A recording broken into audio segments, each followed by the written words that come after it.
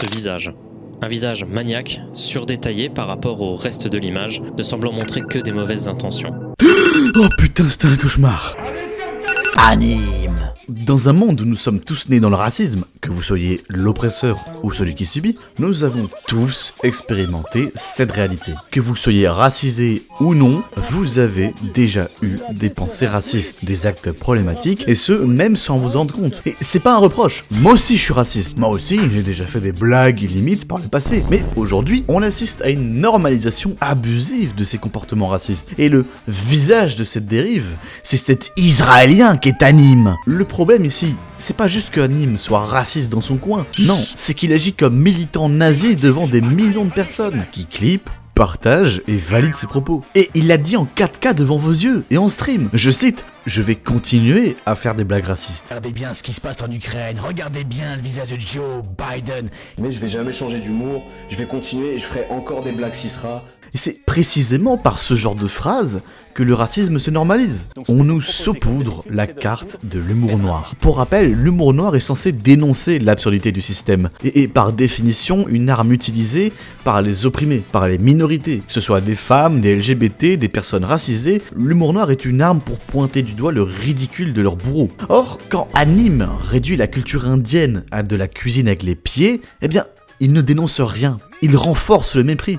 Oui, mais Wankill, ils font de l'humour noir et pourtant tu leur dis rien. Eh bien là, c'est beaucoup plus nuancé. Avant, c'était des blagues racistes, voire des propos racistes tout court. Moi j'allais dire c'est un match de négro. Maintenant, on voit bien que Wankill s'est affiné, que c'est un peu plus subtil, moins souvent, que ça dénonce vraiment quelque chose. Que ce soit par leur intonation, leur manière de s'exprimer, le passif de la chaîne joue beaucoup. On sait que Wankill, c'est ouvertement une bande de gros woke. On sait qu'ils ne valident en rien les idées qu'ils évoquent. Et le problème avec les vannes d'Anime, c'est pas que ce soit des vannes, mais c'est qu'elles sont trop directes. C'est pas une imitation qui dénonce, non.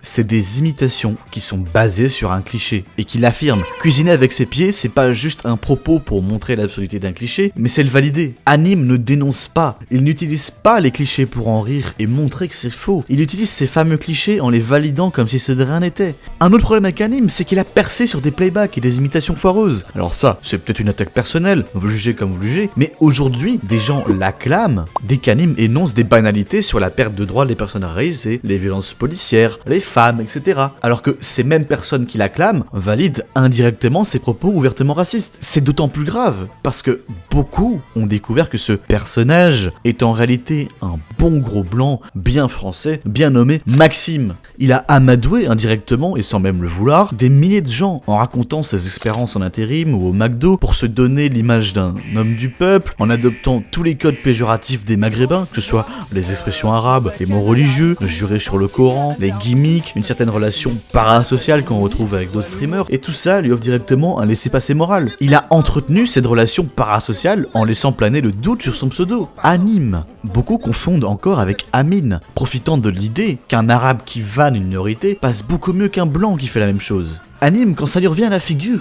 il nous fait des scènes en mode gougou gaga ouin. Je suis le centre de tous vos problèmes, tout en expliquant qu'il y a pire ailleurs comme le mariage homo supprimé en Italie, que l'extrême droite monte en puissance. Mais Anime, non, tu n'es pas le centre du monde. Si on ne peut pas changer la politique italienne à notre échelle, on peut empêcher un streamer de donner du crédit à des idées d'extrême droite. L'argument de dire qu'il y a pire ailleurs, ok, il y a toujours pire ailleurs. C'est pas pour autant que tu ne participes pas au problème. Cette déconnexion, c'est le mal profond des créateurs actuels. Un mélange de privilèges et d'activisme performatif, on le voit bien avec Squeezie, qui ose dire lors d'un événement caritatif que, je cite, ce n'est pas politique. Voilà, souvent les gens sont clivés, veulent faire de la politique là-dedans et tout. Là, il n'y a pas de politique, les gars.